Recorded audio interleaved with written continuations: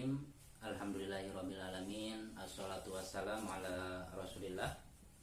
Alhamdulillah sahabat yang berbahagia, pada episode ketiga ini kita melanjutkan pembahasan tentang hadis arba'in Imam An-Nawawi yang nomor pertama, innamal a'malu binniyat wa innama likulli imrin ma nawa. Faman kanat hijratuhu ilallahi wa rasulih fa hijratuhu ilallahi wa rasulih. Wa man kanat hijratuhu lidunya yusibuha aw imra'atin yankihuha fa hijratuhu ala man hajara ilaihi. Sesungguhnya amalan-amalan itu tergantung dengan niat. Segala perkara dikembalikan kepada niatnya.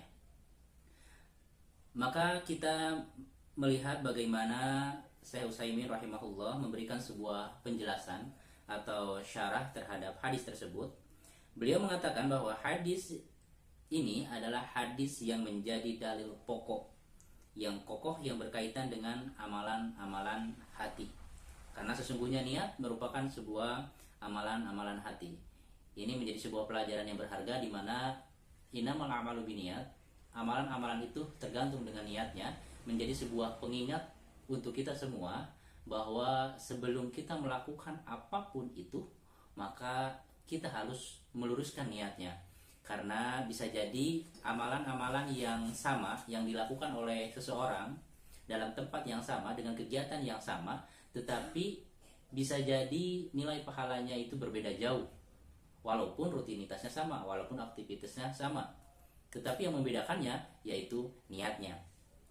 Selanjutnya, beliau mengangkat pendapat seorang ulama bahwa hadis ini adalah hadis yang berkaitan tentang setengah dari ibadah.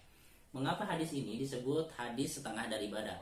Karena pada hakikatnya ibadah itu kan antara hati, ucapan, tindakan. Maka innamal a'malu binniyat ini, hadis ini merupakan sebuah fondasi bagi kekokohan amalan batin, yaitu niatnya. Maka setengah dari ibadahnya. Lalu apa setengahnya lagi? Maka setengahnya lagi ada dalam hadis Rasulullah SAW yang benar-benar menitik beratkan amalan-amalan itu kepada dohirnya, kepada prakteknya seperti apa. Nah, sebagaimana hadis yang diriwayatkan oleh Imam Al-Bukhari, wa man ahdasa fi amrina hadza ma laysa minhu fa huwa raddun. Barang siapa yang mengada-ngada dalam urusan kami, dalam agama kami, ma laysa minhu, yang tidak ada asalnya, yang tidak ada sumbernya dari Rasulullah, bahwa radun, maka amalan-amalan itu pasti tertolak. Nah, hadis ini menitik beratkan kepada amalan-amalan yang dohir.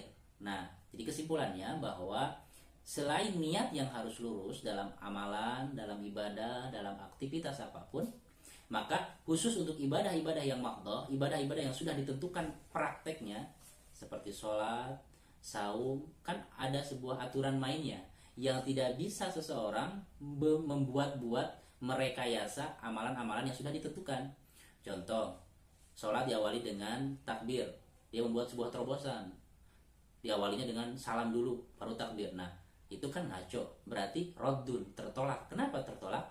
Karena amalan-amalan prakteknya laisa minhu, yang tidak ada dasarnya dari Nabi Shallallahu Alaihi Wasallam. Jadi selain niat yang harus lurus, maka prakteknya itu harus benar juga, ya, sesuai dengan tuntunan Rasulullah Shallallahu Alaihi Wasallam. Nah, kenapa demikian? Karena dalam ikrar syahadatain ini sebuah manifestasi atau gambaran la ilaha illallah, tidak ada Tuhan yang berhak untuk diibadahi kecuali Allah. Ini titik tekannya itu adalah niatnya harus benar-benar karena Allah. Jadi ketika ada sebuah niat yang bukan karena Allah dalam setiap aktivitas apapun, berarti tidak menuhankan Allah, berarti menuhankan yang lain. Apa itu? Ya bisa pujian atasan, atau ingin jabatan, atau lain-lain sebagainya.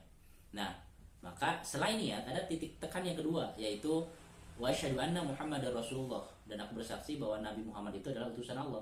Berarti yang namanya utusan itu adalah merupakan sebuah bisa menjadi role model atau menjadi sebuah visualisasi bagaimana karakter-karakter manusia yang benar-benar diridhai oleh Allah. Maka ada di dalam Rasulullah, ada di dalam diri Rasulullah Shallallahu Alaihi Wasallam. Nah, selanjutnya Syekh Utsaimin mengatakan bahwa hadis ini bisa diambil faedahnya bahwa tidak ada suatu amalan kecuali di dalamnya pasti ada niat. Karena sesungguhnya manusia yang berakal tidak mungkin dia beramal tanpa ada niat di dalamnya. Nah, jadi apapun yang kita lakukan pasti ada sebuah dorongan, ada sebuah motivasi yang mendorong itu semua. Tidak mungkin kita melakukan sesuatu tanpa ada sebuah dorongan, motif, maksud dari apa yang kita hendak lakukan, dari apa yang hendak kita ucapkan. Hanya 3 orang yang dia itu tidak punya niat, tidak punya motif, ya. Nah, sebagaimana yang ditegaskan dalam sebuah hadis yang diriwayatkan oleh Imam At-Tirmidzi, rufi'al qalamu an thalathin.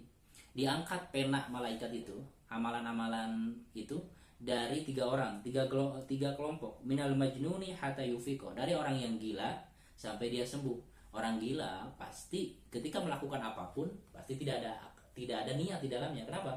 Ya karena dia tidak punya kesadaran akalnya sehingga bisa melakukan sesuatu karena dorongan motif. Oleh karena itu orang gila tidak dicatat amal-amalannya. Kenapa? Karena akalnya hilang.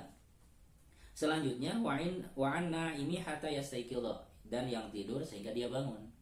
Jadi omongan-omongan orang yang tidur atau gak sengaja mukul istrinya, mukul suaminya karena lagi tidur, ya pasti tidak menjadi sebuah catatan dosa. Kenapa? Ya gak sadar gitu kan.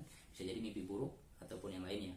Terus yang ketiga yaitu wa'an sobi hatta yahtalimah, dan dari anak kecil sehingga dia dewasa. Ya anak kecil pasti kita tahu dia tidak memiliki sebuah niat, motif yang benar-benar matang dari apa yang dia lakukan, dari apa yang dia ucapkan. Nah, selanjutnya Syekh Utsaimin rahimahullah mengatakan bahwa hal ini menjadi sebuah bantahan. Hadis ini, yang hadis tentang innamal a'malu binniyat, itu bisa menjadi sebuah bantahan terhadap orang yang senantiasa was-was. Mungkin dalam keseharian kita pernah menemukan orang yang mungkin dia takbir sampai berkali-kali karena kurang mantapnya niat di dalam sholat tersebut. Maka hadis ini memberikan sebuah penegasan bagi orang yang senantiasa was-was bahwa ketika kita sudah wudu, sudah merapikan pakaian, sudah memakai pakaian yang maksimal, maka otomatis niat itu sudah meruncing, niat itu sudah bulat. Maka hilangkanlah kewaswasan itu. Nah, karena was-was itu merupakan sebuah godaan atau tipu daya setan agar kita tidak khusyuk di dalam ibadah. Nah, selanjutnya Syekh Utsaimin rahimahullah memberikan sebuah poin-poin tambahannya, faidah-faidah dari hadis yang nomor 1 ini, yang innamal a'malu binniyat ini. Yang pertama, bahwa sesungguhnya manusia itu akan diberi pahala tergantung dengan niatnya. Jadi amalan-amalan itu, amalan yang besar di mata manusia, bisa kecil nilainya di mata Allah ataupun bahkan sirna karena niatnya. Dan sebaliknya, amalan-amalan yang kecil, yang remeh, yang tersembunyi, tetapi karena niatnya lurus, bisa jadi pahalanya begitu besar di sisi Allah. Maka inilah niat yang menjadi sebuah pintu, sebuah kunci agar amalan-amalan kita diterima oleh Allah Subhanahu wa taala. Dan yang kedua, bahwa kualitas amalan-amalan itu tergantung dari tujuan atau motif untuk apa amalan-amalan itu dilakukan. Contohnya, 2 orang yang berada di masjid. Yang satu dia niatnya ingin mengosongkan jiwanya, pikirannya ingin bertakarub kepada Allah. Satu lagi dia hanya berteduh sambil nunggu anaknya mungkin selesai sekolah TK ataupun SD, dia nunggu di masjid. Dua-duanya sama di masjid.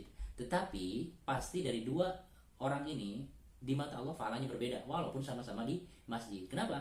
Karena ada sebuah niat yang berbeda di antara keduanya walaupun aktivitasnya sama.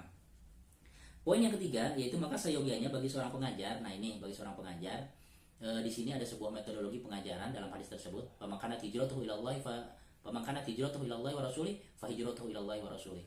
Jadi barang siapa yang berhijrah karena Allah dan Rasulnya, maka dia akan mendapatkan apa yang diniatkannya. Nah, di sini Rasulullah menganalogikan innamal a'malu binniyat, niat, amalan-amalan tergantung dengan niat. Rasulullah menganalogikan dengan orang yang berhijrah. Orang yang berhijrah karena Allah dan Rasulnya pasti akan mendapatkan pahala, akan mendapatkan keridhaan, kecintaan Allah dan Rasulnya. Dan sebaliknya, wa man kanat hijratuhu lidunya yusibuha aw imra'atin yankihuha fa hijratuhu ila man hajaru ilaihi. Dan barang siapa yang dia berhijrahnya itu karena dunia, karena wanita yang ingin dinikahinya, ya maka berarti motifnya dia hanya mendapatkan apa yang dia niatkan, apa dunia atau wanita tersebut. Ini sebuah analogi. Maka ini bisa diambil sebuah kesimpulan bahwa membuat sebuah perumpamaan atau metafor dalam pembelajaran, dalam proses pendidikan, itu bisa memberikan sebuah pemahaman yang lebih cepat. Kenapa? Karena mereka bisa menangkap sesuatu contoh yang lebih real, lebih dekat dengan mereka. Terakhir, hadis ini adalah masuk ke dalam bab ibadah. Jadi karena sumuliahnya hadis ini, maka hadis ini masuk ke dalam pembahasan masalah ibadah, muamalah, dan juga berkaitan dengan pernikahan dan segala hal yang berkaitan dengan masalah fikih. Ini hadis yang sungguh luar biasa.